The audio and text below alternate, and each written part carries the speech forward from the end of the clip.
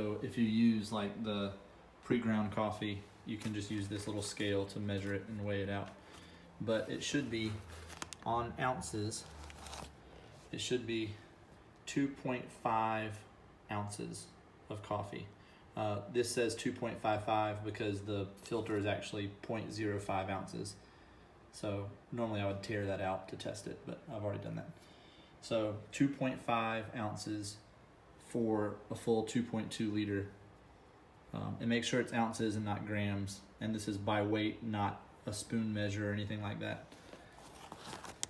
So we take our coffee. We'll brew out of the right side here. And you put your coffee in the brew basket. You kind of want to make sure that the paper is all the way around the outside edge. Again, when you have the right size filters, it'll help. And then you want to put this back under. It has these little tabs. Just put it under there. This brewer does not lock the brew basket, so just be aware. Push it all the way back. Then you want to grab your air pot.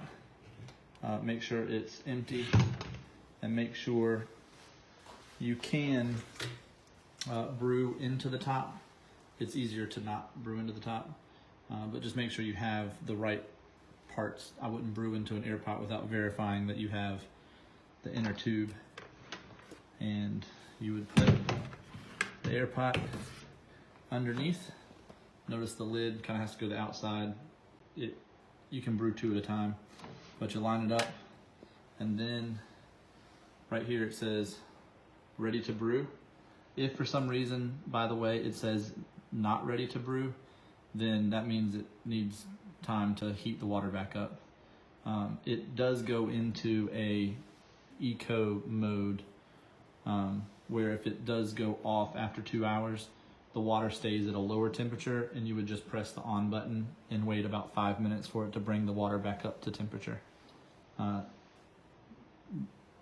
That shouldn't normally be the case on Sunday, but maybe. I'm not 100% sure.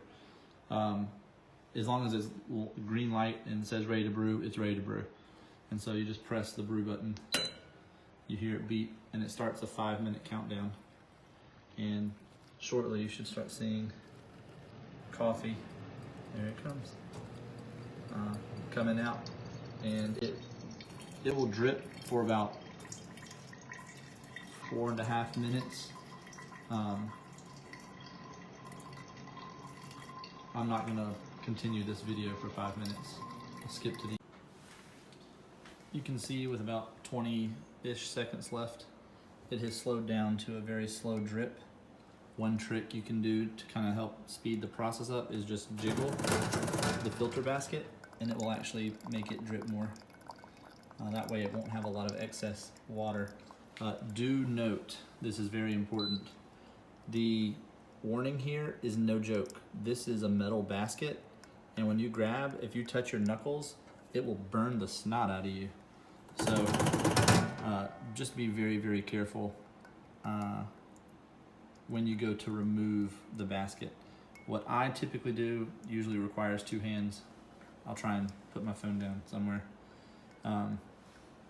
I like to remove the basket and the thing together so that it drips continually in there until I'm at a place where I can discard the filter into the trash can, and then immediately I go and rinse the brew basket so that coffee doesn't sit in the brew basket.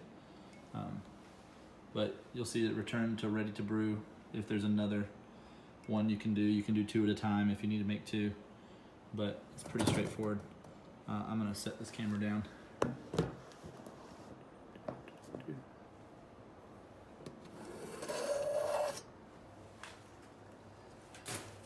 Discard that. That's the brew basket. Replace the brew basket.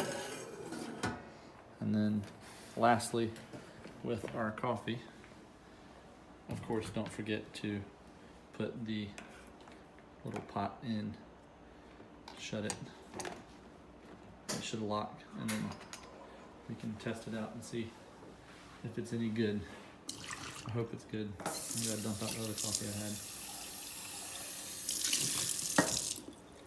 We'll see if it's any good.